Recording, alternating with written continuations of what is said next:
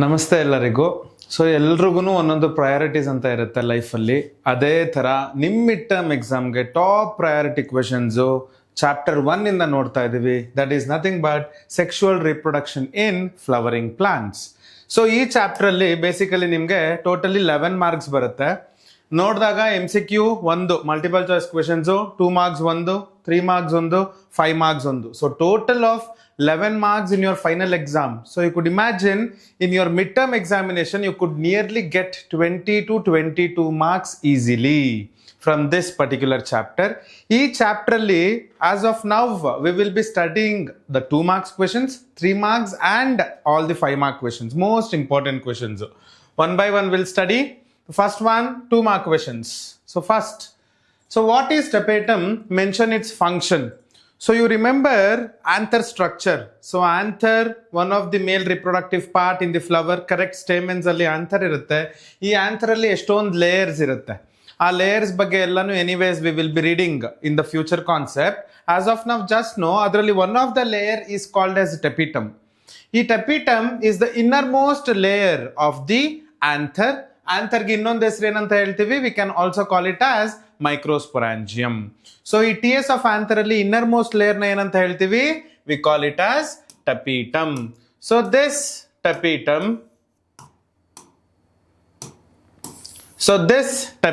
the function ಏನಿದೆ? It provide nourishment. So the main important function of tapetum is to provide nourishment. ಅಂದ್ರೆ ಏನು? ಇವಾಗ anther ಒಳಗಡೆ ultimately future ಅಲ್ಲಿ ಏನ್ ಡೆವಲಪ್ ಆಗುತ್ತೆ? Pollen grains will be developed. ಈ ಮೈಕ್ರೋಸ್ಪೋರ್ಸ್ ಇಂದ ಪೋಲನ್ ಗ್ರೈನ್ ಆಗಿ ಡೆವಲಪ್ ಆಗಬೇಕು ಅಂದ್ರೆ ಅದಕ್ಕೆ ಫುಡ್ ಬೇಕು, ನರಿಶ್ಮೆಂಟ್ ಬೇಕು. ಆ ಫುಡ್ ಅಂಡ್ ನರಿಶ್ಮೆಂಟ್ ಯಾರು ಪ್ರೊವೈಡ್ ಮಾಡ್ತಾರೆ? Tapetum. So that is what is tapetum and its function. Next question, what is sporopollenin? Mention its significance. So ಇವಾಗ ಆಂಥರ್ ಒಳಗಡೆ just now we got to know that pollen grains are produced. ಈ pollen grains ಅಲ್ಲಿ 2 layer ಇರುತ್ತೆ. The outer layer we call it as exine, the inner layer we call it as intine. ಈ exine ಅಲ್ಲಿ ಏನಿದೆ, it is made up of this toughest organic material. ಅಂದ್ರೆ it is more it can tolerate any harsh environment. ಅಷ್ಟು resistant ಆಗಿರುತ್ತೆ ಈ chemical. ಆ particular chemical ನ ಏನಂತ ಹೇಳ್ತೀವಿ? Sporopollenin. So basically what you can tell, the exine of the pollen grain is made up of a most resistant material which is called as sporopollenin. Idr's significance ಏನು? Significance, yes, as I said, it is the toughest organic material. So as a result, ಈ pollen grains can be very well preserved like many years. ಎಷ್ಟೊಂದು ವರ್ಷಗಳ ತನಕನೂ it can be very well preserved. So that is why you can tell that it is resistant to almost all the chemicals like acids, bases and even certain enzymes. ಇದನ್ನ digest ಮಾಡೋದಕ್ಕೆ ಆಗೋದಿಲ್ಲ. So ಅಷ್ಟು resistant ಇರೋದ್ರಿಂದ they are very well protected. So that is what is the main significance of sporopollenin. Next 2 mark question, what is cryopreservation? Again they are asking to mention it significance. So what is this cryopreservation? Cryo refers to cold. So what is this cold preservation? So you would have heard, ivaga ella you get into any restaurants, everything they would have preserved well in the refrigerators, correct? See, you see even in many brands also they preserve most of this non-veg materials also in the refrigerator for many months. So how are they preserving it? Yes, they are preserving it at very low temperature. ಅದನ್ನ ನಾವೇನಂತ ಹೇಳ್ತೀವಿ? Cold storage ಅಂತ ಹೇಳ್ತೀವಿ. ಅದೇ ತರ plants ಅಲ್ಲಿರುವಂತಹ materials ನು ಸಹ you can preserve it at what? at -196 degrees Celsius in liquid nitrogen. So the preservation of e particular chapter ali we are studying with respect to pollen grain, but cryopreservation ali en bekadru you can preserve any part of the plant. In this particular chapter you are studying with respect to pollen grain. So what you have to tell, the pollen grains are very well preserved in liquid nitrogen at -196 degrees Celsius. So you call this as cryopreservation. So you could imagine the temperature -196 andre heaviest cold. So ashtu cold alli you can keep this material for very long duration. As a result, it is one of the preserving strategy. So you call it as conservation. ಏನಂತ ಹೇಳ್ಬೋದು? ಇವಾಗ you could see ಕೆಲವೊಂದು plants ಇವಾಗ ಈ time ಅಲ್ಲಿ ಇದೆ, but you can imagine after 50 years or 100 years the plant ildira irbodu because they would have become extinct, but you can store all their parts in this liquid nitrogen at 100 minus 196 degrees Celsius for many years. So future alli enadru kandidadre they can again bring back these plants. So similarly recently also they have got back one animal, dire wolf, so which was extinct so many years back. So ee tara enadru advancement adre you can bring them back. So as a result you can what I can tell, ultimately it is preservation of the genetic resources. So you can tell as conservation. It's used in conservation strategy. Next question. Mention an advantage and disadvantage of pollen grain. So pollen grain, you know, obviously pollen grain gidagbeku for what? For pollination. So male flower in the pollen grains will go and travel to the female part, so that you call it as pollination. Allige pollen grain beku. But humankind ge, how is this pollen grain economically important? That is what we are studying here. So there are just asking you to mention one advantage and disadvantage. Advantage, you know, they are made as pollen tablets. See, these honeybees are very clever, very intelligent.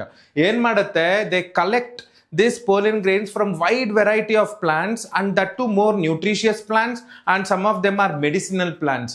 ಈ medicinal plants ಇಂದ pollen grains ನ collect ಮಾಡಿಕೊಂಡು they will be feeding their young ones, but ಅದನ್ನ ನಾವು use ಮಾಡ್ಕೋಬಹುದು. So ಅದ್ರ B hive ಅಲ್ಲಿ ಏನು ಪೋಲೆನ್ ಗ್ರೈನ್ಸ್ ಇರುತ್ತೆ, that pollen grains I can use it and make it in the form of a tablet.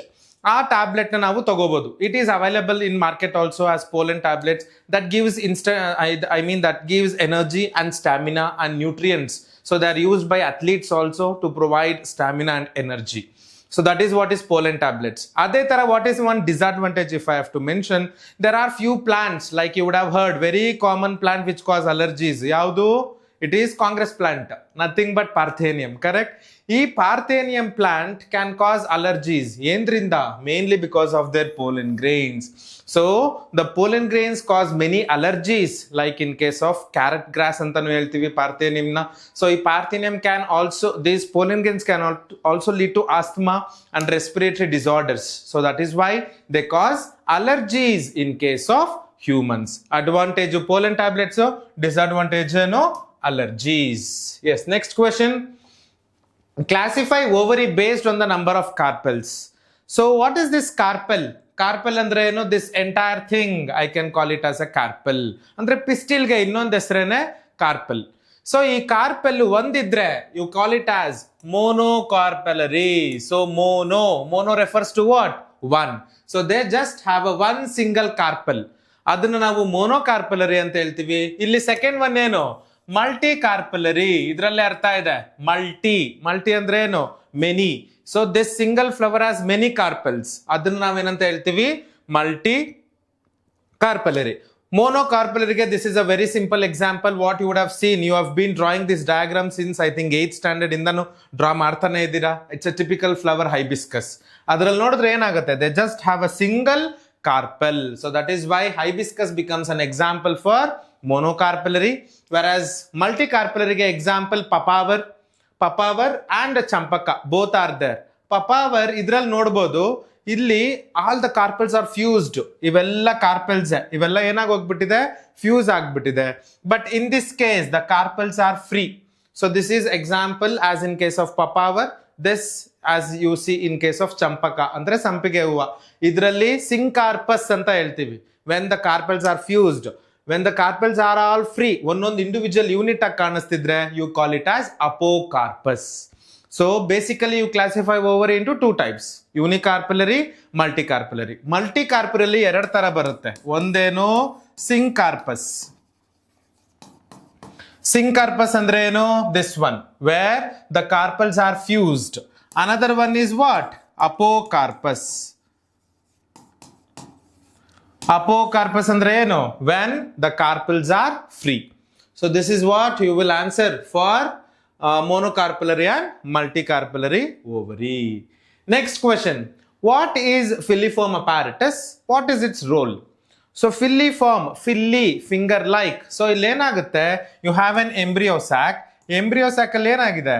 There are 3 cells towards chalazal and 3 cells towards the micropylar end. In micropylar end there are few cells called as synergids. These synergids have cellular thickenings. These thickenings are nothing but filiform apparatus. So what is this filiform apparatus? The finger-like projections or the cellular thickenings that are present in the synergids. Correct? You should mention ಎಲ್ಲಿರುತ್ತೆ ಫಿಲಿಫಾರ್ಮ್ apparatus ಅಂದ್ರೆ people will just write the finger-like projections present in the embryo sac or the cellular thickenings present in the embryo sac. But where exactly in embryo sac? Embryo sac purti idya? No, it is only present in synergids. So you have to be specific when you are telling filiform apparatus, as finger-like projections that are present within the synergids are called as filiform apparatus. Or cellular thickenings anta adru helbodu, or finger like projections adru antanu helbodu. What is its role? Idr main ಕೆಲಸ ಏನು ಅಂತ ಹೇಳಿದ್ರೆ, ಇವಾಗ ಯಾವುದೋ ಒಂದು insect ತಗೊಂಡ್ಬಂದ್ಬಿಟ್ಟು pollen grain stigma ಮೇಲೆ ಬಿಡುತ್ತೆ. ಈ ಸ್ಟಿಗ್ಮಾ ಇಂದ ಪೋಲೆನ್ ಗ್ರೈನ್ ಇಂದ ಪೋಲೆನ್ ಟ್ಯೂಬ್ ಡೆವಲಪ್ ಆಗಿ it will go in search of the ovule and egg. ಆ ಓವ್ಯೂಲ್ ಅಂಡ್ ಎಗ್ಗೆ ಯಾರು ಇದು ಒಳಗಡೆಗೆ ಎಂಟ್ರಿ ಕೊಡ್ತಾರೆ ಅಂದ್ರೆ, it is nothing but the filiform apparatus. What is this? This is nothing but pollen tube. So as a result, you can tell the function of filiform apparatus as it guides the pollen tube to enter into one of the synergids for fertilization. So that is its main function. Next question now. What is autogamy? Mention the conditions where autogamy could occur. So autogamy, automatically andre idakke yaru external agents beda, it can do by itself. So what it can do? Gamy. What is gamy here? It is referring to pollination. So what is this autogamy? Autogamy andre, you can imagine this as a flower. Idradenirutta anthers irutte. So the transfer of pollen grains from anther to the stigma of the same flower. So ade flower alli pollination adre you call it as autogamy. So what is autogamy now?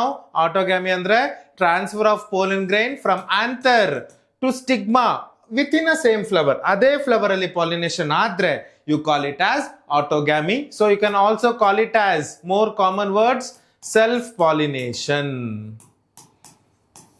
That's it. So ಈ autogamy ಆಗಬೇಕು ಅಂದ್ರೆ what are the conditions? The first condition, both anther and stigma mature at same time. ಈ anther ಮತ್ತೆ stigma ಎರಡು ಒಂದೇ time ಅಲ್ಲಿ mature ಆಗಬೇಕು. They should mature at same time. As a result, ಎರಡು ಸೇಮ್ ಟೈಮ್ ಅಲ್ಲಿ ಮೆಚ್ಯೂರ್ ಆಗ್ತಿದ್ರೆ the chances of self pollination is high. And second condition ಏನು? They must be positioned very close.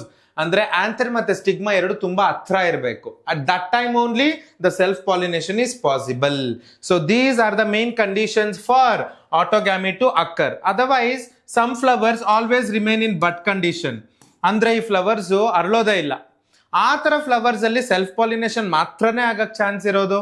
So that is also one of the condition wear in only autogamy could be seen in such plants. So what is autogamy now? Pollination within a same flower. You can call it as autogamy. What are the conditions? Anther ಮತ್ತೆ stigma ಎರಡು should mature at the same time. Second one ಏನು? Anther and stigma should lie very close to each other. So this is what is the answer for autogamy. Next, you have three types of pollination: autogamy, geitonogamy, xenogamy. So now the next question could be differences between geitonogamy and xenogamy, or separate kelbodu. What is geitonogamy? Give example. What is xenogamy? Give example. Or they could combine this question with the previous question. You know, differentiate autogamy and geitonogamy, or differentiate autogamy and xenogamy. So ಈ ತರ ಯಾವ questions ಆದ್ರೂ formation ಮಾಡಬಹುದು. As of now you should remember all the three with examples. So what is the difference you should know? geitonogamy ಅಂದ್ರೆ ಏನು? autogamy ಅಂದ್ರೆ ಒಂದೇ flower ಅಲ್ಲಿ ಪಾಲಿನೇಷನ್ ಆಗಬೇಕು. ಬಟ್ geitonogamy ಅಂದ್ರೆ ಏನು? ಇದು one plant. So you have one plant. Okay, ಇಲ್ಲೊಂದು ಫ್ಲವರ್ ಹಾಕೋಣ. Very beautiful flower you will draw.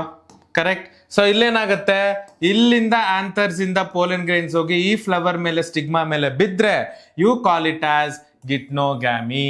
So what is geitonogamy ನಾವು? geitonogamy ಅಂತ ಅಂದ್ರೆ ಏನು? The pollination occurring between two flowers of same plant. ಒಂದೇ ಪ್ಲಾಂಟ್ ಅಲ್ಲಿ ಎರಡು ಫ್ಲವರ್ಸ್ ಮಧ್ಯೆ ಪಾಲಿನೇಷನ್ ಆದ್ರೆ you call it as geitonogamy. So easily how you can tell transfer of pollen grain from one flower to another flower in the same plant. You can call it as geitonogamy. What exactly is xenogamy now? So xenogamy ಅಂದ್ರೆ ಏನು? ಇಲ್ಲೊಂದು flower ಹಾಕೋಣ, ಇಲ್ಲಿಂದ flower ಈ anthers ಇಂದ okay ಇಲ್ಲ ಇನ್ನೊಂದು ಮಾಡೋಣ. So you have one more flower. So if the transfer of pollen grains from one plant to another plant occurs, you call it as xenogamy.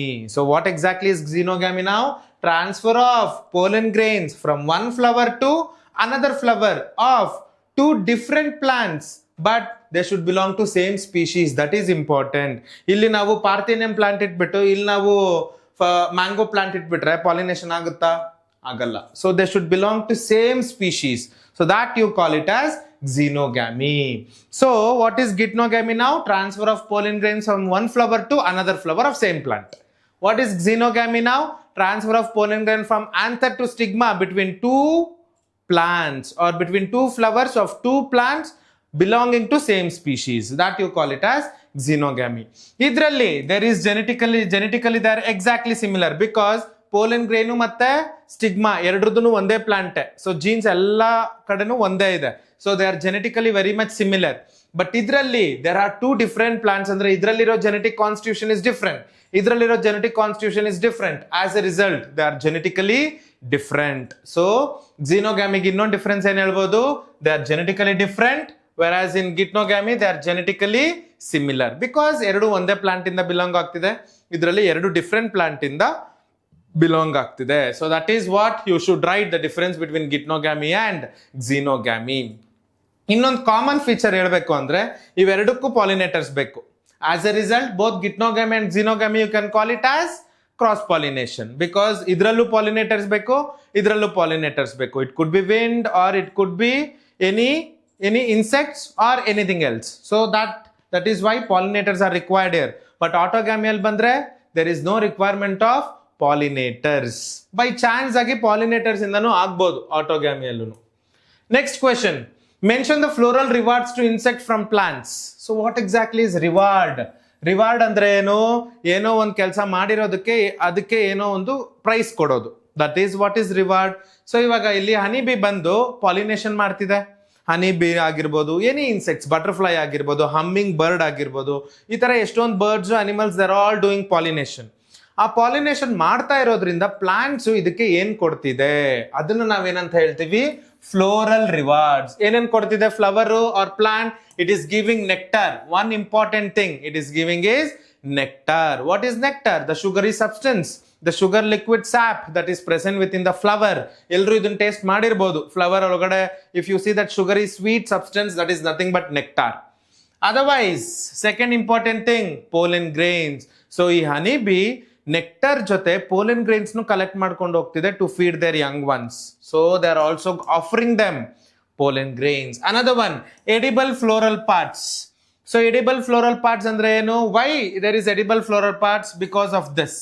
What is the another function? ಇದನ್ನ ಹೇಳ್ಬೇಕು first. ಏನು? It safe site for egg laying.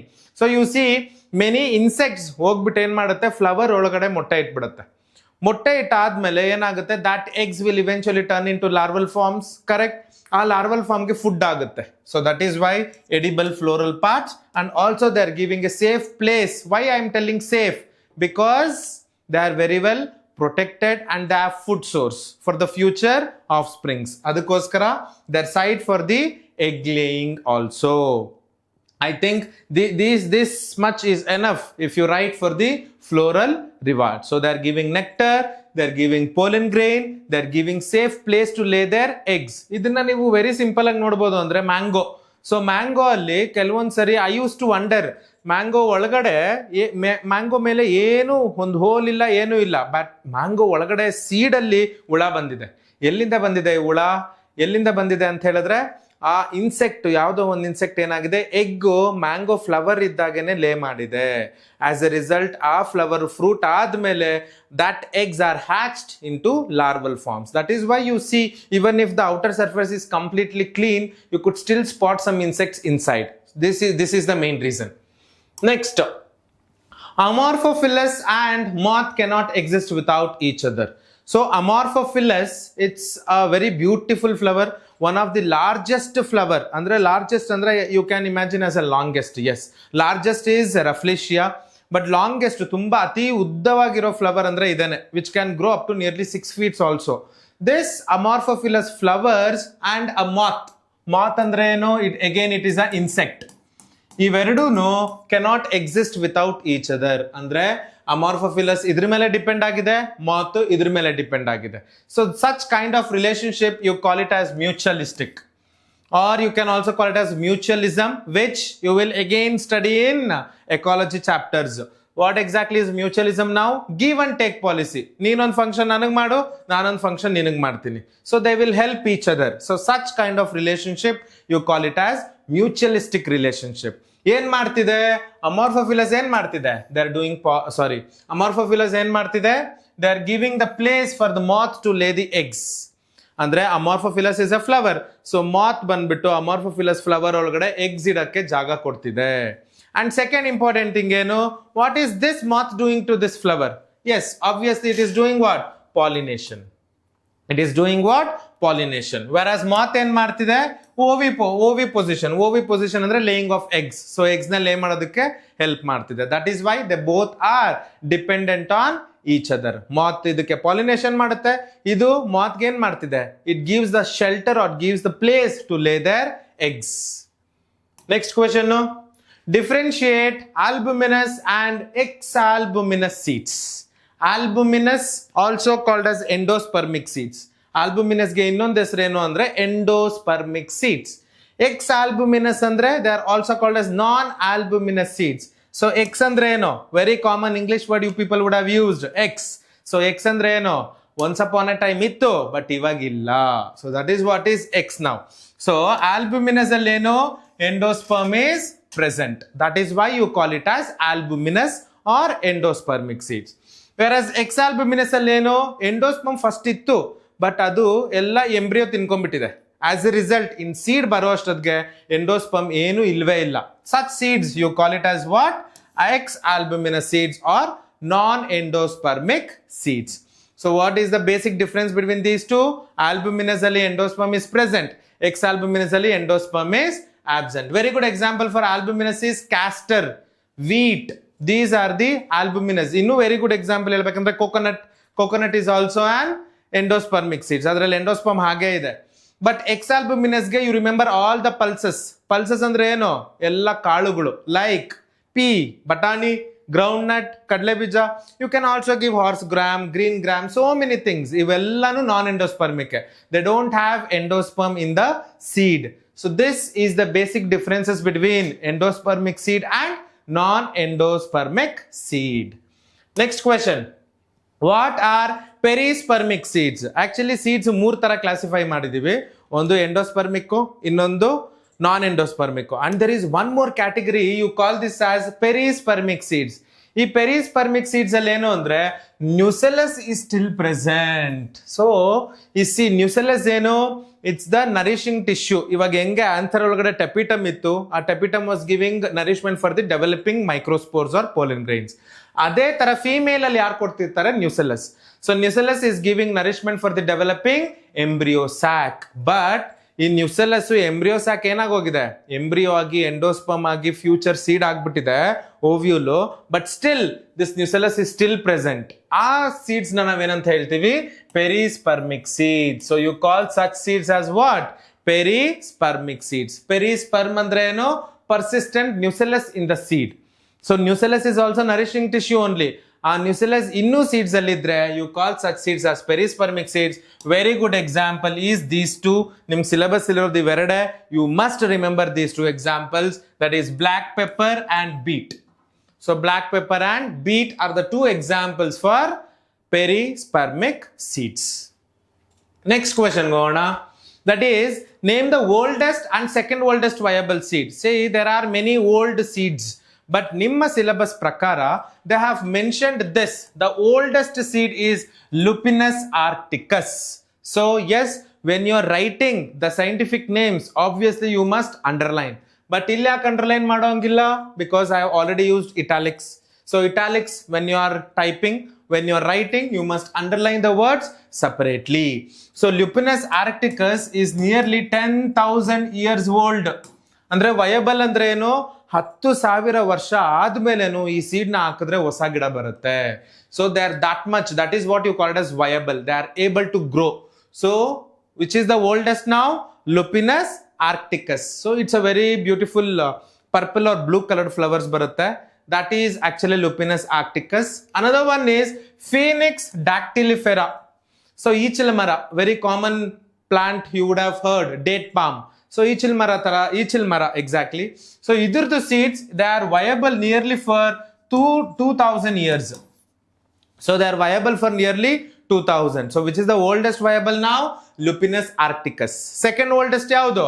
Phoenix dactylifera. So these are the old viable seeds. Next question. What is fruit? What is the wall of fruit called as? So what is fruit? So often ಎಷ್ಟೊಂದು ಜನ confuse ಆಗ್ಬಿಡ್ತಾರೆ vegetable ಮತ್ತೆ ಫ್ರೂಟ್ಸ್ಗೆ. See, fruit is nothing but ovary. But ಈ ovary fertilise ಆದ್ಮೇಲೆ you call it as a fruit. But what exactly is vegetable now? See, vegetable you use cucumber, use tomato, use so many fruits also as vegetables. Vegetable could be any part of the plant. But fruit andre no, it is always a ripened ovary. Vegetable you can use fruit also. You can use leaf, you can use stem, root, flower, anything you can use. That you can call it as vegetable. But what exactly is fruit now? Fruit is a fertilized ovary or ripened ovary or matured ovary. That you call it as fruit. ಅರ್ಥ ಆಯ್ತಾ?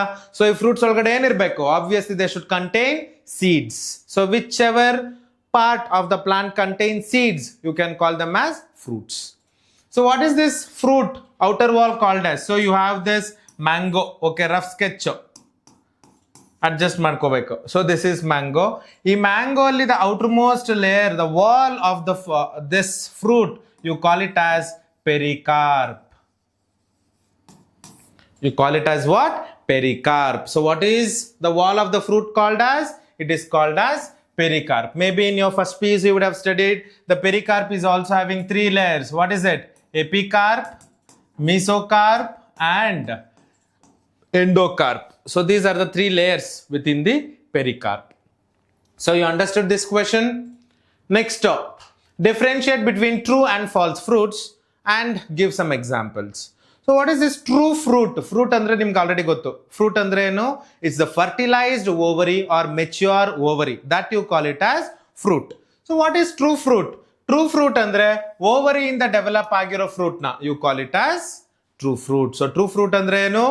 When the ovary gives majority of the portions to the edible portion of your fruit. So now tinno fruit most of it is ovary. ಆ ಥರ ಫ್ರೂಟ್ಸ್ನ ನಾವು true fruits ಅಂತ ಹೇಳ್ತೀವಿ. What exactly is false fruits? False fruits ಅಂದರೆ ovary ಬಿಟ್ಟು ಬೇರೆ ಪಾರ್ಟ್ಸ್ನು they form the major portion of this edible thing. So ನಾವು ತಿನ್ನೋಂಥ ಫ್ರೂಟ್ಸ್ ಅಲ್ಲಿ ಎಡಿಬಲ್ ಪೋರ್ಷನ್ನೇ other than the ovary. Very good example is thalamus. So in most of the time it is thalamus that grows into a fleshy or edible portion of the fruit. So what is true fruit now? When ovary itself forms the edible portion of the fruit, you call it as true fruit. What is false fruit now? When thalamus forms the major portion of the fruit, you call it as false fruit. Very good example for true fruit is mango and tomato. So mango, tomato ellanu true fruits because it's a true ovary. But as in case of apple, so apple ನೀವು ನೋಡಿರ್ತೀರಲ್ಲ.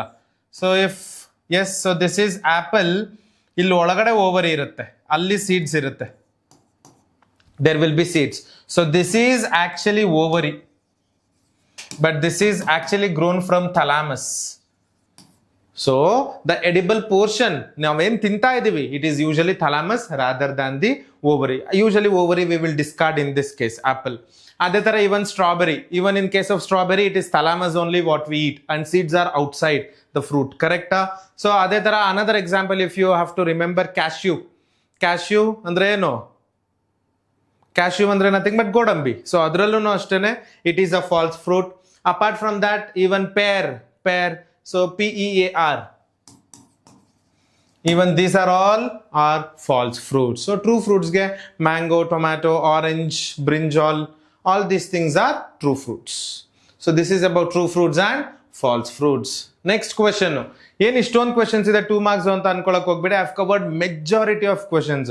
ಯಾವ ತರ questions ಕೊಡ್ಬೋದು ನಿಮಗೆ, it's not only for mid term, even for your final exam this would be beneficial, these questions. So what are parthenocarpic fruits, how can it be induced? So ಇದೆಲ್ಲ what are parthenocarpic fruits now?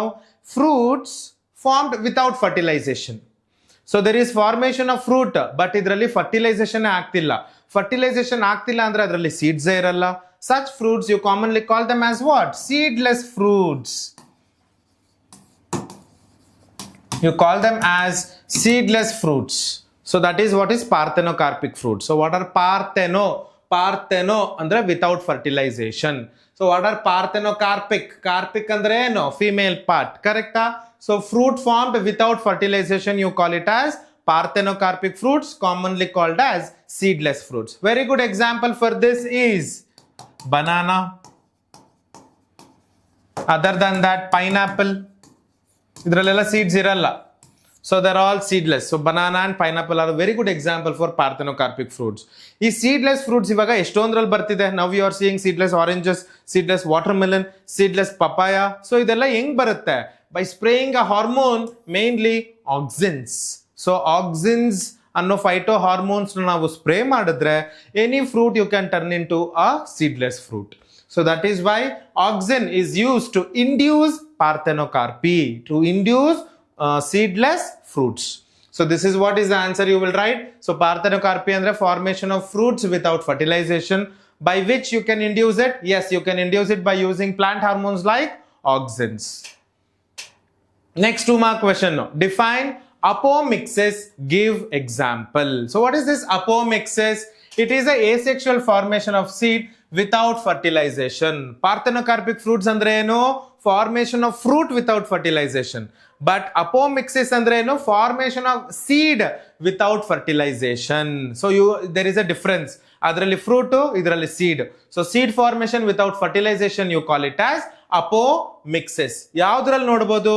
This you could see in these 2 things. That is Asteraceae, some members of Asteraceae and grasses.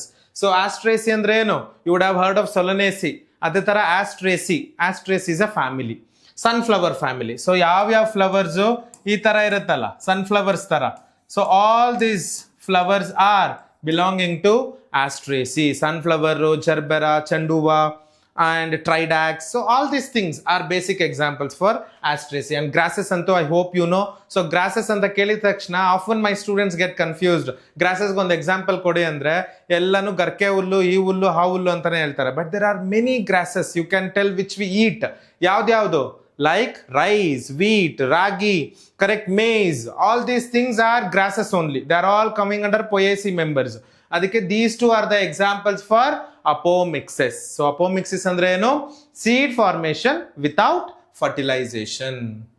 Next, how are apomictic seeds produced? So you know now the seed formation without fertilization. But henge idina produce ಮಾಡಬಹುದು? Henge? It can be produced by ovule tissues. Very good example is a diploid egg. So egg ಯಾವಾಗ್ಲೂ embryo sack ಅಲ್ಲಿ haploid ಇರುತ್ತೆ. Haploid egg fuses with the male gamete to form the zygote and that will develop into embryo. Correct?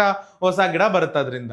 But ಇದರಲ್ಲಿ egg diploid ಆಗಿದೆ ಅಂದ್ರೆ already it is diploid. So diploid egg can directly develop into an embryo.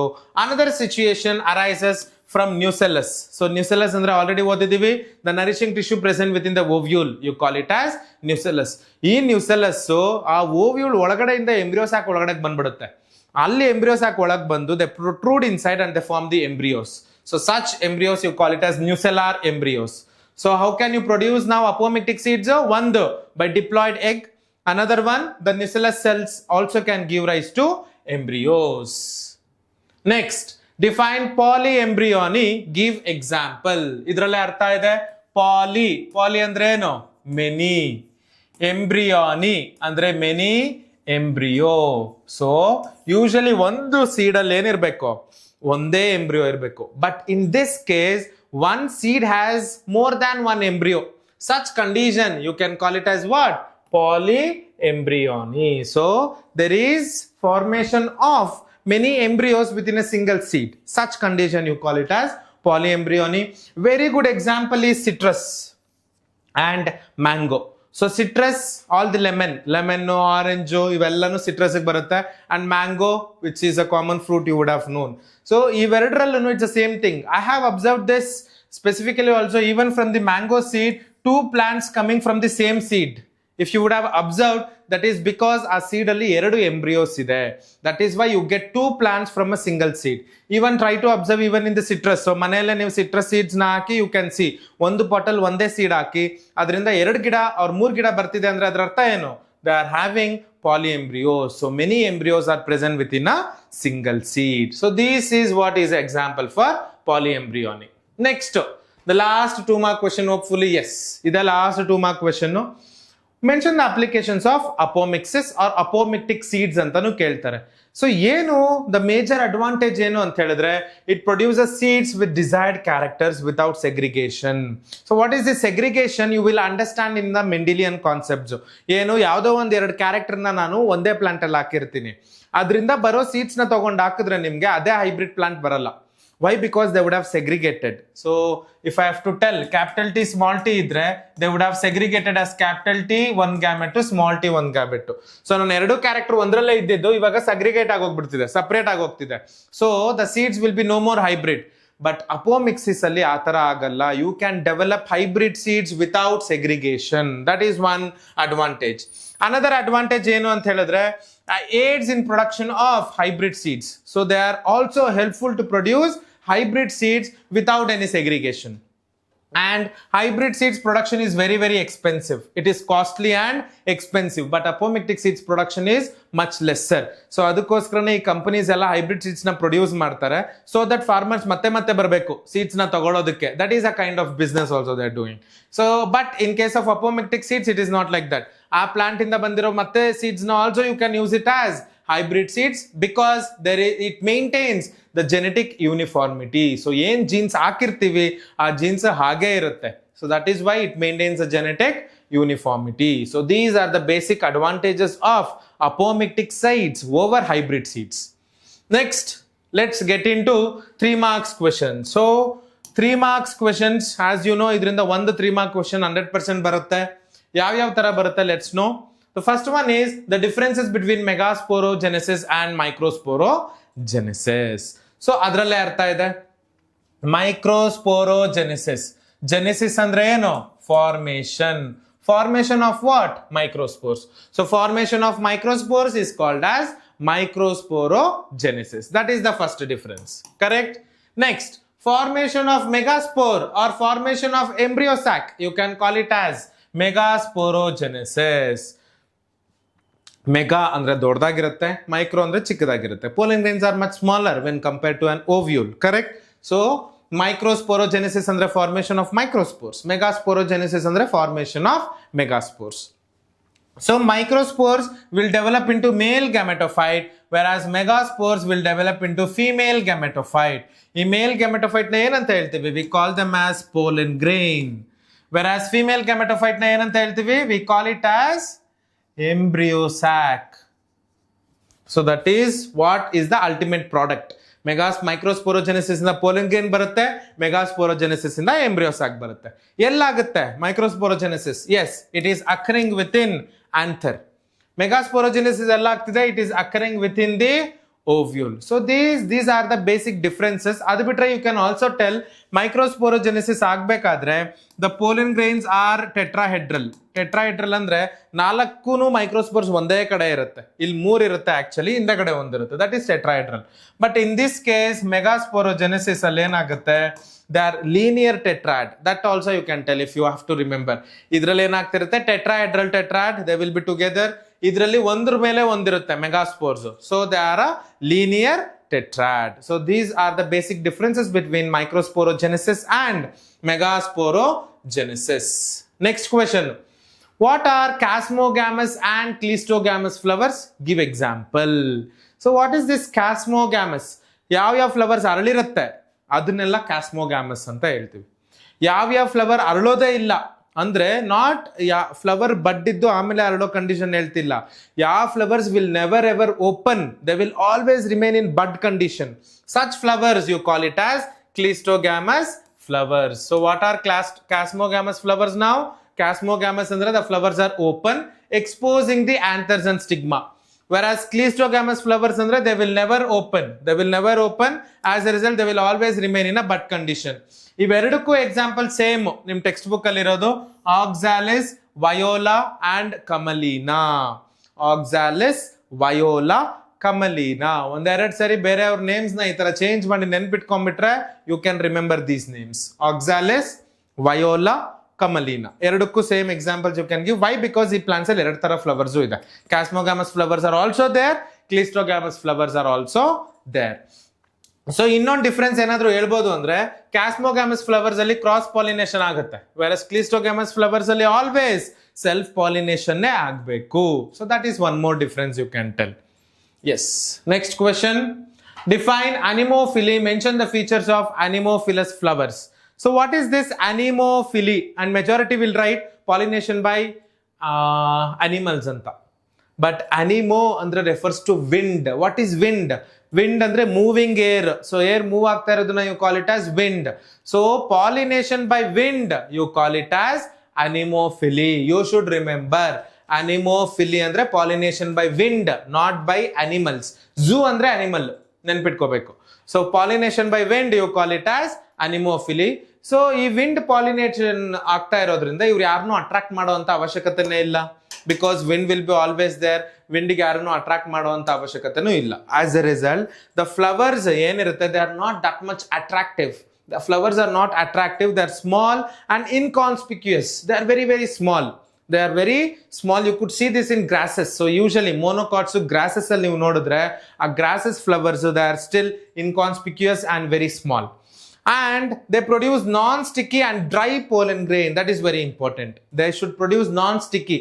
ಯಾಕಂದ್ರೆ pollen grain ಆ flower ಇಂದ ಹೋದ್ರೆ ಅಲ್ಲಿ ಇಲ್ಲಿ surfaces ಗೆ attach ಆಗ್ಬಿಡಬಾರ್ದು. They should go to their target. Correct? That is, they should go and ಎಲ್ಲಿ land ಆಗಬೇಕು? They should land on the stigma which should be wet.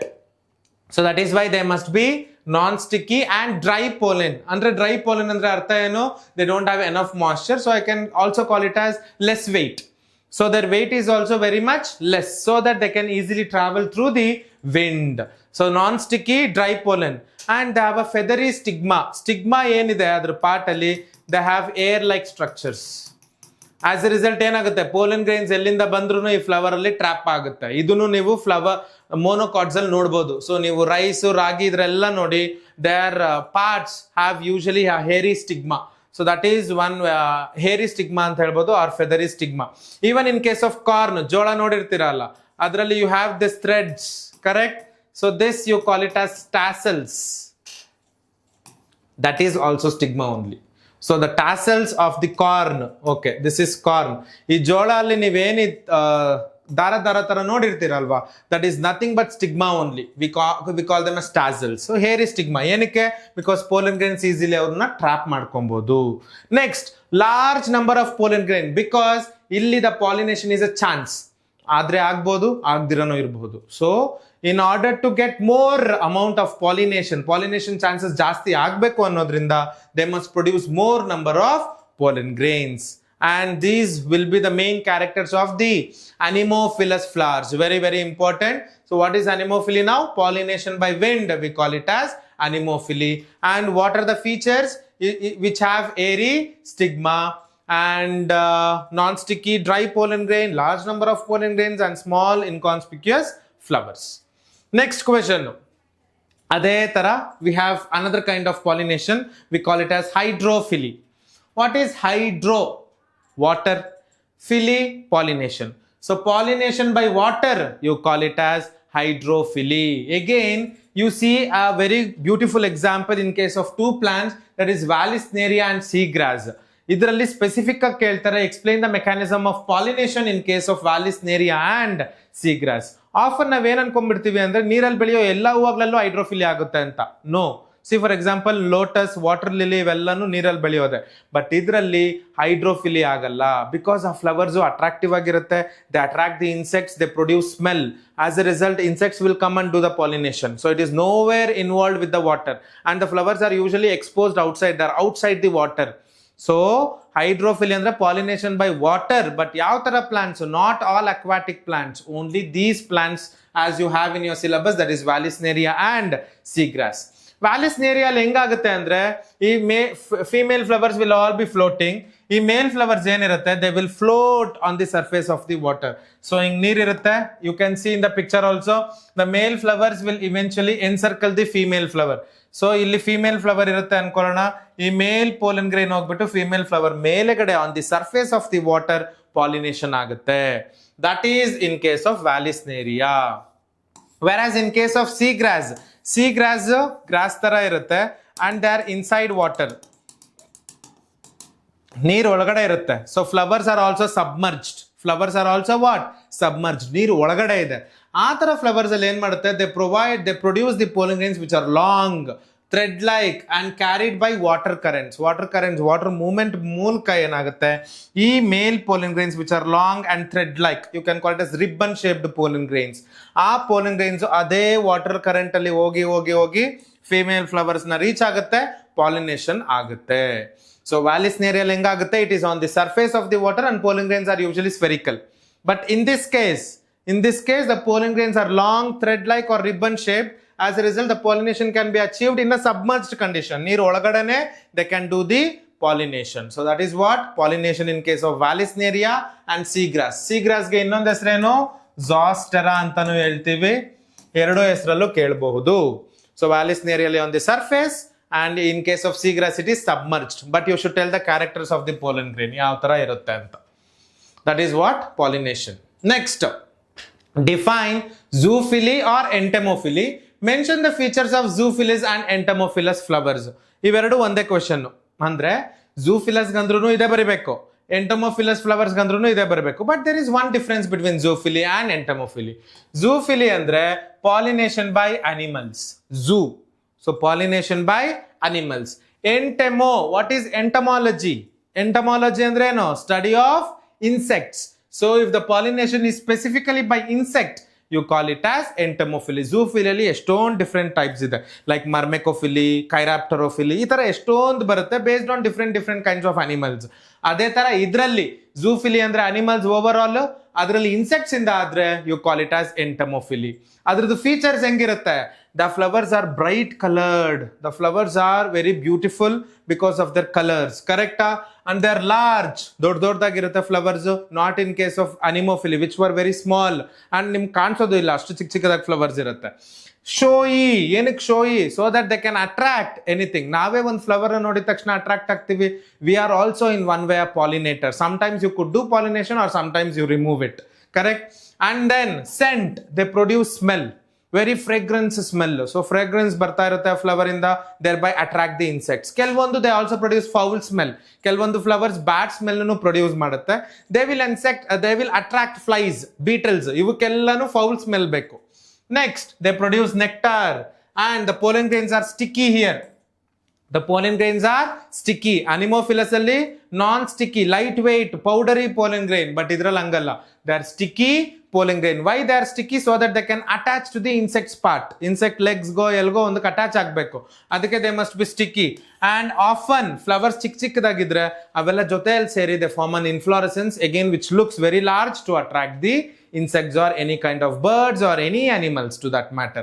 So that is what is zoophily or entomophily. 3 marks kelbodu. You should remember the characteristics itself. They could ask for 3 marks, at least 3 to 4 points you must remember. Flowers are large, showy, attractive, they produce smell, they produce nectar, and they have a sticky pollen grains, and they also produce what? Inflorescence. That is what is zoophily. Next, what is artificial hybridization? Explain the techniques involved in it. So what is artificial? Artificial ಅಂದ್ರೆ ಅರ್ಥ ಏನು? Man made ಅಂತ. So hybridisation ಅಂದ್ರೆ ಏನು? Crossing. So artificial hybridization. So you are crossing 2 plants by a man, using a man. That is what you call it as artificial hybridization. So cross ಹೆಂಗ್ ಮಾಡ್ತೀವಿ plants ನ? Often I ask this question but still the students get confused. Cross ಹೆಂಗ್ ಮಾಡ್ತೀವಿ plants ನ? So easily, yes, if you remember it's well and good. But ಹೆಂಗ್ cross ಮಾಡ್ತೀವಿ ಅಂದ್ರೆ, crossing ಅಂದ್ರೆ it is not just nothing but pollination you have to do. That's all. What you have to do is nothing but pollination. So insects pollen grains ನ ತಗೊಂಡು ಹೋಗ್ಬಿಟ್ಟು stigma ಕೊಡ್ತಿತ್ತು.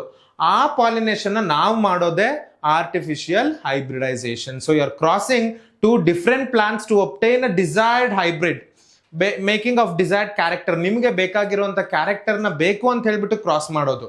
You call it as artificial hybridization. Idralli there are three techniques involved. The first one is emasculation. What is this emasculation? See, I have one flower, adarde enide anthers ide, other floral parts I am not drawing anyway. So iವಾಗ ಇಲ್ಲಿ anther ಇದೆ. ಈ anther ಇಂದ ಈ stigma ಗೆ pollination ಆಗ್ಬಿಡಬಹುದು. But ನನಗೇನ್ ಬೇಕು, ನನಗೊಂದು ಬೇರೆ ಪ್ಲಾಂಟ್ದು ಅದೇ ಸ್ಪೀಶೀಸ್ ಬೇರೆ ಪ್ಲಾಂಟ್ ಇಂದ ಪೋಲನ್ ಗ್ರೈನ್ ತಗೊಂಬಂದಿಲ್ಲ ಹಾಕ್ಬೇಕು. ಅದಕ್ಕೆ ಏನ್ ಮಾಡ್ಬಿಡ್ತೀನಿ, ಈ ಆಂಥರ್ನೆಲ್ಲ ಕಟ್ ಮಾಡ್ಬಿಡ್ತೀನಿ. So this cutting down of anthers you call it as emasculation. ಇದನ್ನ ಕಟ್ ಮಾಡಿದ್ದೀನಿ. ಕಟ್ ಮಾಡಿದ್ರೆ ಬೇರೆ ಇನ್ಸೆಕ್ಟ್ಸ್ ಯಾರಾದ್ರೂ ಬಂದು ಪೋಲನ್ ಗ್ರೈನ್ ಹಾಕ್ಬಿಡ್ಬೋದು, ವಿಂಡ್ ಇಂದ ಬರ್ಬೋದು. ಅದಕ್ಕೆ ಏನ್ ಮಾಡ್ತೀನಿ, ಅದನ್ನ ನಾನು ಪ್ರೊಟೆಕ್ಟ್ ಮಾಡ್ತೀನಿ. With the help of what? With the help of A cover. With the help of a cover, you cover this stigma, you cover this flower. That you call it as bagging. So bagging ಏನ್ ಮಾಡ್ತಿದ್ದೀನಿ, emasculate ಮಾಡಿರೋ flower ಗೆ I am putting a cover. That is nothing but bagging. ಯಾವಾಗ ಈ flower mature ಆಗುತ್ತೆ, ಇದೆಲ್ಲಾನು farmers ಗೊತ್ತಿರುತ್ತೆ. ಯಾವಾಗ ಇದು ಮೆಚ್ಯೂರ್ ಆಗುತ್ತೆ ಆವಾಗ ಈ ಬ್ಯಾಗ್ ನ ತೆಗಿತೀನಿ. ನಾನ್ ತಗೊಂಡಿರೋ ಪೋಲನ್ ಗ್ರೈನ್ಸ್ ತಗೊಂಡ್ಬಂದು ಇಲ್ಲಿ ಡಸ್ಟ್ ಮಾಡ್ತೀನಿ. ಡಸ್ಟ್ ಮಾಡ್ಬಿಟ್ಟು ಮತ್ತೆ ರೀಬ್ಯಾಗ್ ಮಾಡ್ಬಿಡ್ತೀನಿ. So that I can protect it from contaminants. ಬೇರೆ ಏನು ಕಂಟಾಮಿನೇಷನ್ ಆಗದಿರೋ ಹಂಗೆ you are protecting this. So that is what you will do a rebagging. So pollination ಮಾಡ್ತೀರಾ, ಪಾಲಿನೇಷನ್ ಮಾಡಿ again you will rebag it. So that is what is artificial hybridization. So artificial hybridization ಗೆ what are the techniques involved? Involved is emasculation, that is cutting off anthers. ಆಮೇಲೆ you will put a cover, bag ಮಾಡೋದು. So that is what you call it as bagging. Next 3 marks question. Describe the phenomenon of double fertilization. See, double fertilization ಇವಾಗವರೆಗೂ ಯಾವ plants ಅಲ್ಲೂ ನೀವು ನೋಡಿಲ್ಲ. You would have just heard of fertilization, but only in angiosperms you see this unique character called as double fertilization. ಅಂದ್ರೆ ಎರಡು fertilization ಆಗುತ್ತೆ. ಹೆಂಗಾಗುತ್ತೆ? It is very simple. What is this? I am drawing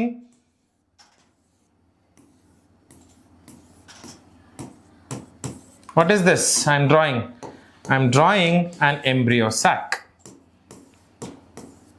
I am drawing what? An embryo sac. ಈ embryo sac, you know, these are antipodals, these are synergids. Anyway, that I will explain later. As of now, ಇದರಲ್ಲಿ ನೆನ್ಪಿಟ್ಕೊಳ್ಳಿ.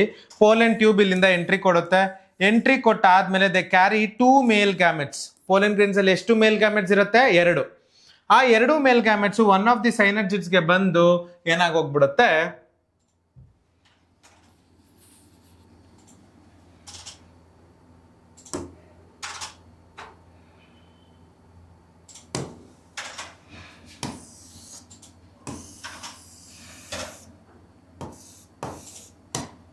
yes. So when it enters, they release the 2 male gamete into one of the synergid. You already know. ಯಾರು help ಮಾಡ್ತಾರೆ ಇಲ್ಲಿ? Filiform apparatus. Filiform apparatus ಇದನ್ನ ನೆನ್ಪಿಟ್ಕೋಬೇಕು. These are male gametes. I will use another color. Okay. These are male gametes. So ಇವಾಗ ಈ ಮೇಲ್ gametes ಎರಡು embryo sack ಒಳಗಡೆ ಬಂದಿದೆ, entry ಕೊಟ್ಟಿದೆ. ಅದರಲ್ಲಿ ಏನ್ ಮಾಡುತ್ತೆ, 1 male gamete will go and fuse with the egg. One male gamete will go and fuse with the egg. That process you call it as what? Syngamy. You call this as syngamy. Syngamy andre fertilization ಗೆ ಇನ್ನೊಂದು word. Fusion of male gamete and female gamete is nothing but syngamy. What will it result in? Yes, obviously it results in zygote. It would result in zygote. Eventually that zygote will develop into what?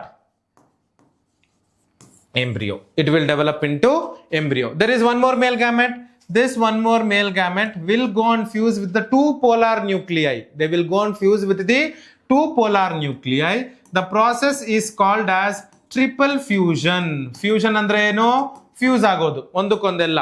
Triple, 3 nucleus involve ಆಗಿದೆ. 1 2 3. That is why you call it as triple fusion, and this will result in something called as pen. Pen ಅಂದ್ರೆ not writing pen. Here the full form is primary endosperm nucleus. So this primary endosperm nucleus will eventually develop into endosperm.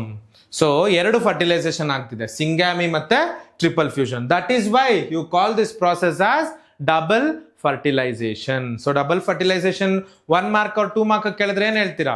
ಸಿಂಗ್ಯಾಮಿ and triple fusion together you call it as double fertilisation. What is syngamy? Fusion of one male gamete with the egg. What is triple fusion? Fusion of another male gamete with the 2 polar nuclei. You call it as triple fusion. As a result, illon nucleus n, illon nucleus n. As a result, zygote should be always 2n. Andre diploid ಆಗಿರುತ್ತೆ. Whereas this endosperm, ಇದೊಂದೆನ್ನು ಇದೊಂದೆನ್ನು ಇದೊಂದೆನ್ನು, totally 3n. So the primary endosperm nucleus or endosperm will be triploid. 3n ಆಗಿರುತ್ತೆ ಯಾವಾಗ್ಲೂ. That is what is double fertilization. Very simple concept. I hope you understood what exactly is double fertilization. That is what, how there is a pollination ಆದ್ಮೇಲೆ ಏನಾಗುತ್ತೆ to the male gametes. So this is what is happening. Embryo future ಗಿಡ ಆಗಿ develop ಆಗುತ್ತೆ. ಆ ಎಂಬ್ರಿಯೋಗೆ food ಯಾರು ಕೊಡ್ತಿರ್ತಾರೆ? Endosperm ಕೊಡ್ತಿರುತ್ತೆ. So that is what is double fertilization. Next question. Classify endosperm and explain it with reference to coconut. So what is endosperm? Endosperm you already know, it's a product of triple fusion. So endosperm is a product of triple fusion. Adra kelsa eno? To provide nourishment for the developing embryo. So embryo ge food kodode endosperm. Ee endosperm alli ಎರಡು ತರ ಇರುತ್ತೆ. ಒಂದೇನು, see these are all nucleus. Primary endosperm nucleus ಒಂದೇ ಒಂದಿರುತ್ತೆ. ಆ ಒಂದೇ ಒಂದು primary endosperm nucleus ಒಳಗಡೆ mini nuclear division ಆಗುತ್ತೆ. ಇದು ಒಂದೇ ಸೆಲ್ಲು, ಆ ಒಂದೇ ಸೆಲ್ ಒಳಗಡೆ ಬರೀ ನ್ಯೂಕ್ಲಿಯಸ್ ಮಾತ್ರ ಡಿವೈಡ್ ಆಗ್ತಾ ಇರುತ್ತೆ. ಆ ತರ ಎಂಡೋಸ್ಪರ್ಮ್ ನ you call it as nuclear endosperm. So 2 types ಅಲ್ಲಿ ಫಸ್ಟ್ನೇ ಟೈಪ್ ಏನು? Nuclear endosperm. ನ್ಯೂಕ್ಲಿಯರ್ ಎಂಡೋಸ್ಪರ್ಮ್ ಅಂದ್ರೆ ಏನು? Within a single cell many nuclei will be formed. What is cellular endosperm? Cellular endosperm ಅಂದ್ರೆ ಈ ನ್ಯೂಕ್ಲಿಯೈಗೆ ಒಂದೊಂದು ಸೆಲ್ ವಾಲ್ ಫಾರ್ಮೇಶನ್ ಆಗುತ್ತೆ. So eventually they become each single cell. ಕರೆಕ್ಟಾ? They will all become single cell. So it overall now you can call it as a multicellular. ಆ ತರ endosperm ನ you call it as cellular endosperm. So free nuclear endosperm ಅಂದ್ರೆ ಏನು? ಬರೀ nuclear divisions ಆಗಿರುತ್ತೆ. Cellular endosperm ಅಂದ್ರೆ ಏನು? There would be formation of cell wall. As a result you get a multicellular endosperm. So that is what free nuclear and cellular. They are asking it with respect to coconut now. So coconut, so ತೆಂಗಿನಕಾಯಿ, that you could easily see. ತೆಂಗಿನಕಾಯಿ ಎಳ್ನೀರು ತಗೊಳ್ಳೋಣ ಇವಾಗ. ಎಳ್ನೀರಲ್ಲಿ ಏನು ನೀವು ನೀರು ನೋಡ್ತೀರಾ? Water. That water content is nothing but free nuclear endosperm. So ಅದಕ್ಕೆ ಎಳ್ನೀರು ಕುಡಿದ್ರೆ ನರಿಶ್ಮೆಂಟ್ ಸಿಗುತ್ತೆ ಅಂತ ಹೇಳ್ತಾರೆ. Because it is endosperm. Endosperm provides nourishment for the embryo. ಎಂಬ್ರಿಯೋಗೋಸ್ಕರ ಡೆವಲಪ್ ಆಗಿದೆ. But eventually it also provides nutrition to us. That is why we eat endosperm. So nuclear endosperm ಅಂದ್ರೇನು? Coconut ಒಳಗಡೆ ಇರುವಂತಹ ನೀರು. That will be nothing but free nuclear endosperm. But eventually ಏನಾಗ್ತಿರುತ್ತೆ? ಈ ನೀರು dry up ಆಗಿ cell wall formation ಆಗಿ dry up ಅಂತ ಹೇಳೋದಕ್ಕಿಂತ ಸೆಲ್ ವಾಲ್ ಫಾರ್ಮೇಶನ್ ಆಗಿ they form this coconut kernel, nothing but ಕೊಬ್ಬರಿ. So ಕಾಯಿ. So that is nothing but cellular endosperm. So free nuclear endosperm ಅಂದ್ರೆ coconut water. Cellular endosperm ಅಂದ್ರೆ coconut kernel. You can call it as coconut kernel. That is the white edible part of the coconut. So this is how you will explain with respect to coconut. Next, what is embryogeny? Mention its stages. Embryogeny, jeni andre genesis anta. You can also call it as embryogenesis. So genesis andre eno? Formation of embryo. So formation of embryo is called as embryogeny. What are its stages? So these are the stages. You have a zygote, a single cell which is diploid. That zygote will develop into 2 cell stage, apical cell and a basal cell. Allinda it develops into this stage. Idರಲ್ಲಿ ನೋಡಬಹುದು ನೀವು, you have a globular embryo. ಅಂದ್ರೆ embryo round ಆಗಿದೆ, ಅದಕ್ಕೆ globular. ಇದು suspensor ಅಂತ ಹೇಳ್ತೀವಿ. Yes, here you could see. That will act as a suspensor. ಅಂದ್ರೆ they will held in position. ಆ embryo endosperm ಅಲ್ಲಿ float ಆಗ್ತಾ ಇರುತ್ತೆ. And this is a globular. ಆಮೇಲೆ ಯಾವ ಶೇಪ್ ಬಂದಿದೆ? The most favorite shape, nothing but heart shape. So that is a heart shaped embryo. And eventually the last one, the mature embryo. So these are the developmental stages within the embryogenesis. Very simple. You have a zygote in the pro-embryo in the globular, round ಆಗಿರೋದು. Next to heart shape. Then you have a mature embryo. These are the stages of embryogeny. Next question. Mention the advantages of seeds in angiosperms. Again, this also they have repeated many times. the advantages of seeds in angiosperms. So seeds gymnosperms ಅಲ್ಲಿ ಬಂತು first time, but gymnosperms compare ಮಾಡಿದ್ರೆ angiosperms ಅಲ್ಲಿ they are more advantageous. ಹೆಂಗೆ? One, they provide nourishment. First important thing, they provide what? Nourishment. So ನಮ್ಮನ್ನೇ ಹೋಗಿ ಏನು depend ಆಗಿಲ್ಲ ಅದು. They have their own food in the form of endosperm or cotyledon. So as a result, they provide nourishment for their development. Whenever the conditions are favorable, they can easily develop into a new plant because they have their own reserved food materials in the form of endosperm or in the form of cotyledon. Next, they have a protection. The seed, ಏನಿರುತ್ತೆ? If this is a seed ಸುತ್ತ ಒಂದು wall ಇರುತ್ತೆ. What is this called as? You call it as seed coat. So they are very well protected. The seeds are also protected with this tough layer called as seed coat. So idkid mele iruttalla layer. So that is what is seed coat. So that is offering a protection, enabling disperse to new locations. So ಈ seeds ಒಂದೊಂದು plants ಅಲ್ಲಿ ಒಂದೊಂದು angiosperm plants ಅಲ್ಲಿ ಒಂದೊಂದು ತರ ಇದೆ. In case of calotropis, ಎಕ್ಕದ ಗಿಡ ನೀವು ತಗೊಂಡ್ರೆ seeds ಮೇಲೆ hair ಇರುತ್ತೆ. ಈ hair ಇಂದ ಏನಾಗುತ್ತೆ? They can be carried to different locations and they can grow. So they can have a dispersal, wider dispersal mechanisms. ಇಲ್ಲಿಂದ ಬೇರೆ ಬೇರೆ ಕಡೆಗೆ ಹೋಗಿನೂ disperse ಆಗಿ they can easily grow in that harshful environments also. So next, new genetic recombinations or combinations, because seeds are a product of sexual reproduction. Male gamete female gamete fuse ಆಗಿ sexual product ಆಗಿದೆ. So genetic recombinations ಆಗಿರುತ್ತೆ. So obviously they will be more superior than their parents. So that is why they have a new variations ಇರುತ್ತೆ ಅದರಲ್ಲಿ. Next, maintain viability. So viable andre eno, they have a ability to grow even after very long durations also. They survive the harsh conditions and they can grow even after many days or many months, or even in case of years we have seen some plants. So these are the main advantages of seeds in angiosperms. They have a seed coat, they have a food nourishment, wide age disperse agbodu, and they have a genetic recombination. So they have a variations involved and they can sustain harmful environments and so, and they can grow. Next, 5-mark questions. So we are done with all the major important 3-mark questions. Let's get into our 5-mark questions now. Ee 5 marks questions alli ಒಂದು diagram based question 100% sure you will get. So 5 marks alli idralli you have main diagram questions, or a diagram na kottubittu adrinda many questions could be asked. So very simple 5 marks questions you have. So the first one is describe the structure of TS of anther. So TS of anther ge innondu ಹೆಸರು microsporangium. ನೆನಪಿಟ್ಕೋಬೇಕು, microsporangium, because microspores ಇದ್ರೊಳಗಡೆನೆ develop ಆಗೋದು. So that is why you call it as what? Microsporangium. So TS of anther ge ಏನೇನಿದೆ let's know. So anther, you know this is what is anther, correct? ಈ anther ಹಿಂಗ್ cut ಮಾಡಿದ್ದೀನಿ ಇವಾಗ. That is what transverse section. ಹಿಂಗೆ cut ಮಾಡಿ microscope ಅಲ್ಲಿ ಇಟ್ಟು observe ಮಾಡಿದ್ರೆ this is how you could see. This is how you could see. ಅದ್ರದ್ದು detail structure is shown here. So TS of anther ಅಲ್ಲಿ ಏನಿರುತ್ತೆ ಅಂದ್ರೆ they have a many outer layers. The layers are called as what? Epidermis. The outermost layer you call it as epidermis.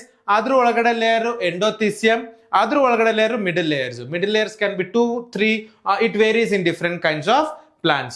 ಇವು ಮೂರರದು ಕೆಲಸ ಏನು? To offer protection. So they have layers, many layers, out of which the outer 3 layers, that is epidermis, endothelium and middle layers, ಮೂರು ಜೊತೆಯಲ್ಲಿ they are giving a protection. Whereas the next important layer, that is tapetum, already we have studied in 2-mark question, which is the innermost layer of the anther. Anther alli nodi innermost layer.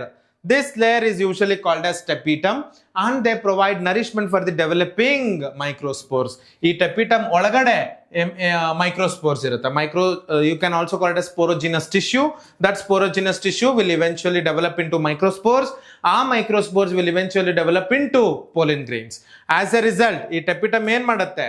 They provide nourishment for the developing microspores or pollen grains. So that is what you will have to write for 5 marks. You have the layers, you have tapetum that provide nourishment, and you have the sporogenous tissue that offers that forms the microspores which eventually mature into pollen grains. So that is what is TS of anther. And you can also call this as dithecus, and they are 4 chambered, you can see. ಇದೊಂದು thickened layer ಅಂತ ಹೇಳ್ತೀವಿ. They are 2 lobed basically. They are having 2 lobes. That is what you are seeing. In each lobe there will be 2 sporogenous tissue. So ultimately anther ಒಳಗಡೆ ಎಷ್ಟು sporogenous tissue ಇರುತ್ತೆ? 1 2 3 and 4 and this is nothing but connective. ಈ connective ಇಂದಾನೆ flower ಗೆ attach ಆಗಿರುತ್ತೆ. Next 5 mark question. Describe the structure of pollen grain or male gametophyte. ಯಾಕೆ ನಾನು ಎರಡೆರಡು ವರ್ಡ್ ಹೇಳ್ತಾ ಇದ್ದೀನಿ ಅಂದ್ರೆ either they would give pollen grain or male gametophyte. So you are not suppose to confuse. Male gametophyte ಅದರಲ್ಲೇ ಅರ್ಥ ಇದೆ. The part of the plant that has the male gamete is nothing but male gametophyte. In this case, it is nothing but a pollen grain. So, ಈ anther ಒಳಗಡೆ ಈ sporogenous tissue will develop into microspores. That microspores will eventually mature into this structure called as pollen grain. ಈ pollen grain ಅಲ್ಲಿ ಏನೇನಿದೆ 5 marks ಗೆ ಏನ್ ಹೇಳ್ಬೇಕು, ಬರೀ ಇವೆರಡೇ ಲೇಬಲಿಂಗ್ಸ್ ಮಾಡೋಂಗಿಲ್ಲ. ನಿಮ್ಮ NCERT ಅಲ್ಲಿ ಎರಡಿದೆ, but still you can write many parts. Actually, even this outer layer is also bit articulated, different variations irutte, structures irutte. See, the pollen grain consists of two cells. The larger cell is called as vegetative cell. The smaller cell which is floating within the vegetative cell, you call this as generative cell. If vegetative cell ಏನು ಕೊಡುತ್ತೆ, vegetative cell will give rise to pollen tube, whereas generative cell will give rise to two male gametes. Already fertilization ಅಲ್ಲಿ ನೋಡಿದೀವಿ. ಆ two male gametes ಯಾರು ಕೊಡ್ತಾರೆ, ಇದೇ ಕೊಡೋದು generative cell. Vegetative cell will give rise to pollen tube, generative cell will give rise to two male gametes. And you could see there are two layers. The outer layer is called as exine. The inner layer is called as intine. The outer layer is called as exine. The inner layer is called as intine. Exine ಅಲ್ಲಿ ಏನಿರುತ್ತೆ ಅಂತ ಓದಿದ್ವಿ 2 marks ಅಲ್ಲಿ. It consists of sporopollenin. It consists of sporopollenin, which is most resistant to even acids, alkali and certain enzymes. Whereas intine is usually made up of cellulose and pectin. Intine is made up of cellulose and pectin. So these are the wall layers of pollen grain. ಈ ಎಲ್ಲೆಲ್ಲಿ exine ಇರೋದಿಲ್ಲ, see in this region exine is not there. That particular region you call it as germ pore. You call this as what? Germ pore, where exine is absent. So ಅಲ್ಲಿಂದನೇ pollen tube develop ಆಕೊಂಡು ಬರುತ್ತೆ.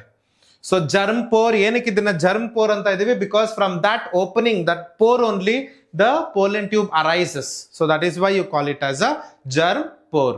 So this is what you will have to write for 5 marks, or sometimes the diagram itself could be asked for 3 marks. Even anther allo ashtene, diagram itself for 3 marks, explanation together you can be asked for 5 marks. So this is what you will explain in the pollen grain or male gametophyte.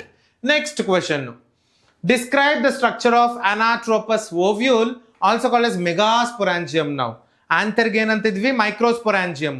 ಅದೇ ತರ ovule ಗೆ ಏನಂತ ಹೇಳ್ತೀವಿ, we call it as megasporangium. In your syllabus you have particular this ovule, that is anatropous ovule.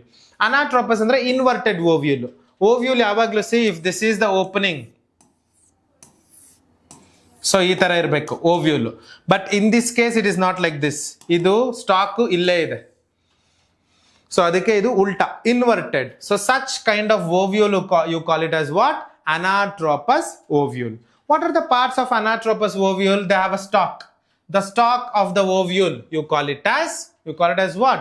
Funicle. The stalk of the ovule is called as funicle. Next, the region where funicle attaches with the ovule, ಎಲ್ಲಿ funicle attach ಆಗ್ತಿದೆ ಆ region ನಾವೇನಂತ ಹೇಳ್ತೀವಿ, hilum. The stalk of the ovule is called as funicle. The region where funicle attaches with the ovule you call it as hilum. ಈ entire ovule ಅಲ್ಲಿ 2 parts ಇರುತ್ತೆ. ಈ ಎಲ್ಲಿ ಓಪನಿಂಗ್ ಮೈಕ್ರೋಪೈಲ್ ಇರುತ್ತೆ, this micropylar region ಅಂತ ಹೇಳ್ತೀವಿ. ಅದರದ ಕೆಳಗಡೆ ಪಾರ್ಟ್, ಬೇಸಲ್ ಪಾರ್ಟ್ ನ you call it as chalazal pole. So you have a chalazal pole and micropylar pole. ಈ micropyle ಅಲ್ಲಿ ನೋಡಬಹುದು, there is a opening, that is called as micropyle. It is called as micropyle. ಅಲ್ಲಿ ಹಿಂಗೆ anther ಅಲ್ಲಿ wall layers ಇತ್ತು, ಅದೇ ತರ ಇಲ್ಲೂ ವಾಲ್ ಲೇಯರ್ಸ್ ಇದೆ. You could see this is first layer, this is the second wall layer. ಇದರಲ್ಲಿ you call the different names, that is nothing but integuments. You will call it as what? Integuments. Integuments ಅಂದ್ರೆ the wall layers of the ovule. Outer integument and inner integument. ಅಲ್ಲಿ wall layers ಆದ್ಮೇಲೆ inner most layer tapetum ಇತ್ತು. ಅದೇ ತರ ಇಲ್ಲೂನು integuments ಒಳಗಡೆ there is a nutritive tissue. That nutritive tissue is called as nucellus. This nutritive tissue, you call it as what? Nucellus and not nucleus. You people will label it as nucleus. No, it is nucellus. So that is what are the main parts you see in the anatropous ovule. Stalk of the ovule called as funicle. Yelli dog attach agirutte ovule ge. You call it as hilum.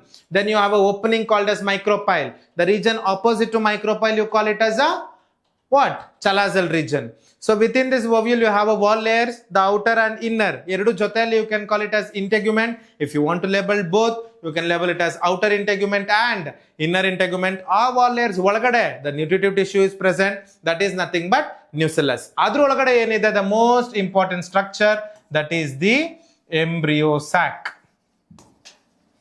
That is nothing but embryo sac. Embryo sac andre eno? Let's enter into the next question. That is, what is embryo sac? Describe the structure of embryo sac or female gametophyte. Ishtella baribeka? No. You are supposed to write this particular diagram for the mature embryo sac.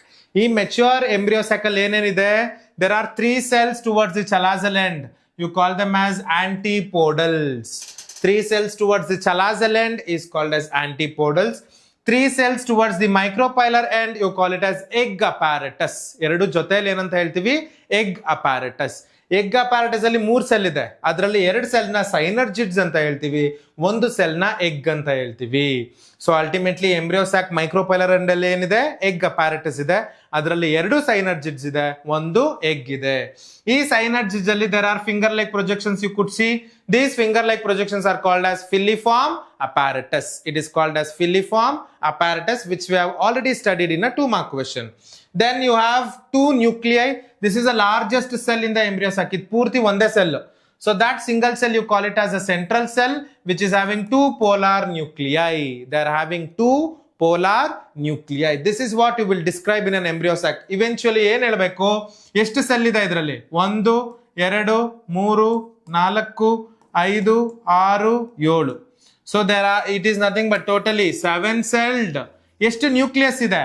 1 2 3 4 5 6 7 8. So totally 7 celled, 8 nucleate stage. You call it as a typical mature embryo sac. 3 are antipodals towards the chalaza, 3 are egg apparatus towards the micropyle, and 2 are the polar nuclei. Next 5-mark question. What are outbreeding devices? Briefly describe any 4 outbreeding devices in case of plants. So what are outbreeding devices? Outbreeding andre you are crossing the plants from the different ancestries. So that is what you call it as outbreeding devices. Andre in simple words alli helbekandre cross pollination madodu. Andre between 2 plants. So you are crossing. Adana navenanta heltivi? Outbreeding anta heltivi. Inbreeding andre ade plant alli you pollinate madodunna. You call it as inbreeding.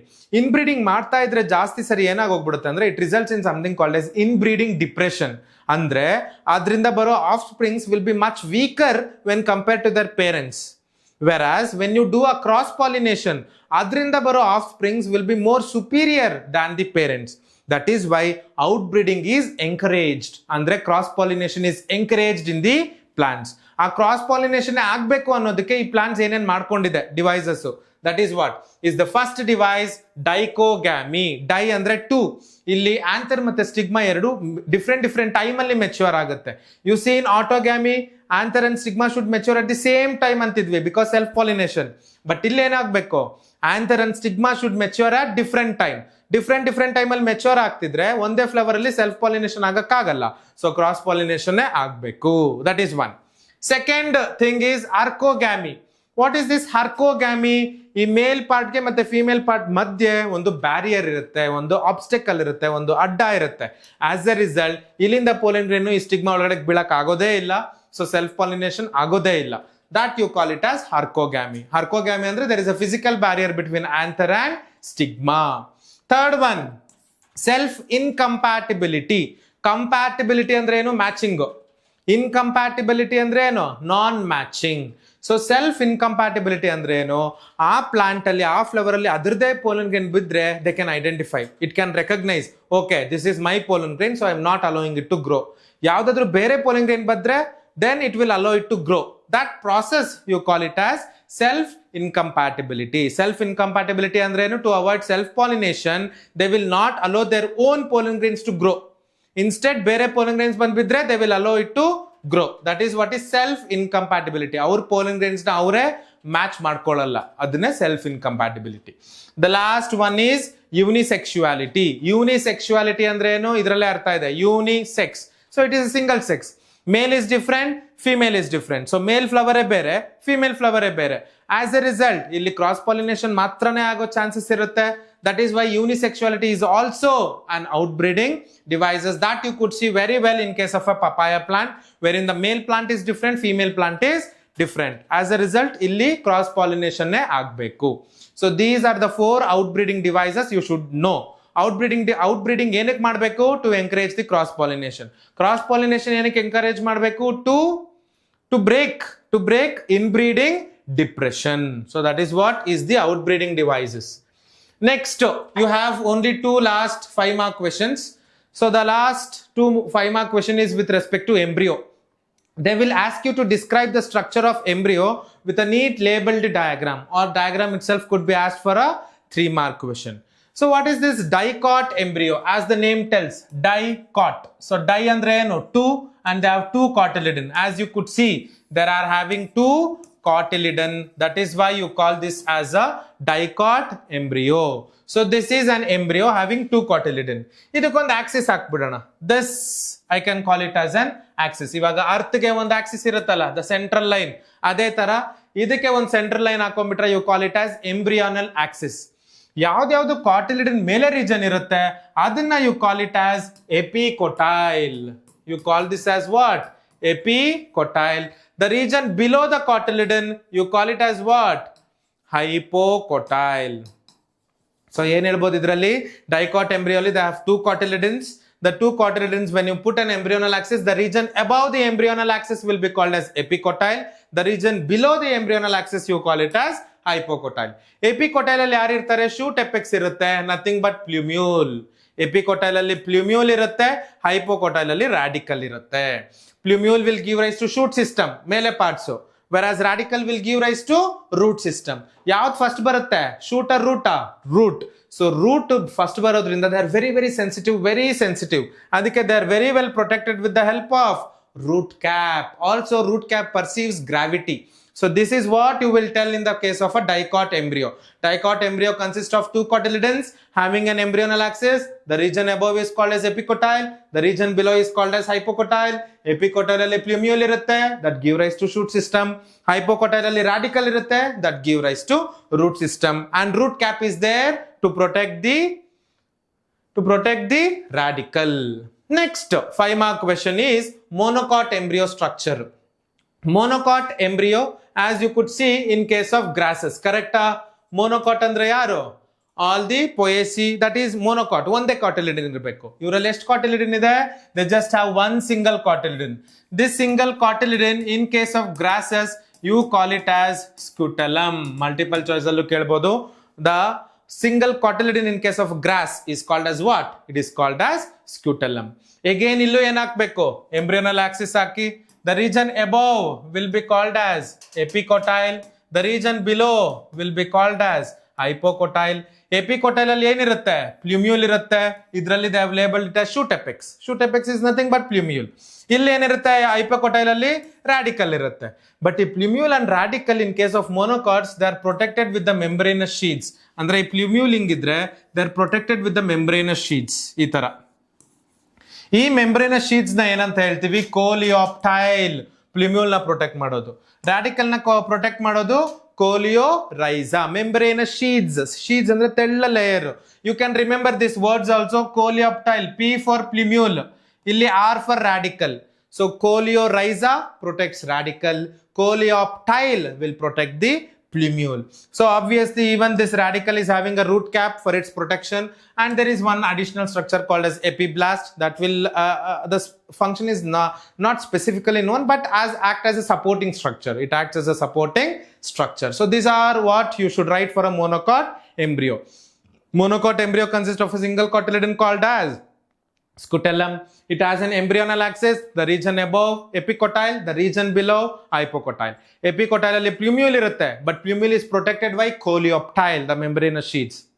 The radicle is protected by the membranous sheets called as coleorhiza. So this is what you should remember for all the 5 marks questions. Yes, with this we come to an end of all the 2 marks, 3 marks and 5 marks question. I hope you can remember these words easily by studying again and again. That's it. So thank you so much. I'm ending now.